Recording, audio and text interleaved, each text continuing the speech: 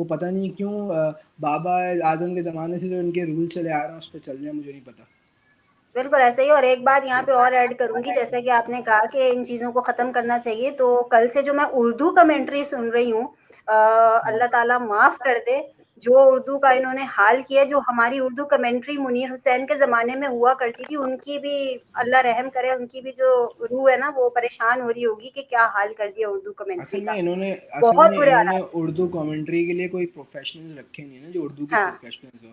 इन्होंने वही हुँ। जो लोग इंग्लिश में कमेंट्री करते हैं या जो लोग स्पोर्ट्समैन हैं उनको रखा हुआ है। आपकी लेकिन farmer Urdu cricketer, female cricketer commentary कर रही हैं उर्दू में बैठ के। अब ये देखें ना कि उनकी कौन-सी उर्दू अच्छी है। उर्दू के लिए हमारे हुँ। पास बहुत सारे लोग हैं जिनको उर्दू आती है और उर्दू में ज़बरदस्त कमेंट्री हो सकती है, ताकि पता चले कि एक्चुअल उर्दू है क्या। अगर आपको उर्दू को प्रमोट बिल्कुल करना है, ऐसे ही। बहुत अच्छी बात है, आप उर्दू में कमेंट्री कर हुँ। रहे हो तो उर्दू में प्रमोट करना है तो आप उस ऐसे लोगों को रखो जिनकी उर्दू अच्छी भी हो। आप हुँ। उर्दू बोलने वालों को रखो। आपने उर्दू बोलने वालों को ही नहीं रखा हुआ कमेंट्री पैनल में उर्दू के लिए, तो यकीनी तौर पे फिर ऐसी चीज़ें तो होंगी ना। बिल्कुल ऐसे ही, बिल्कुल ऐसे ही। अच्छा, आ जा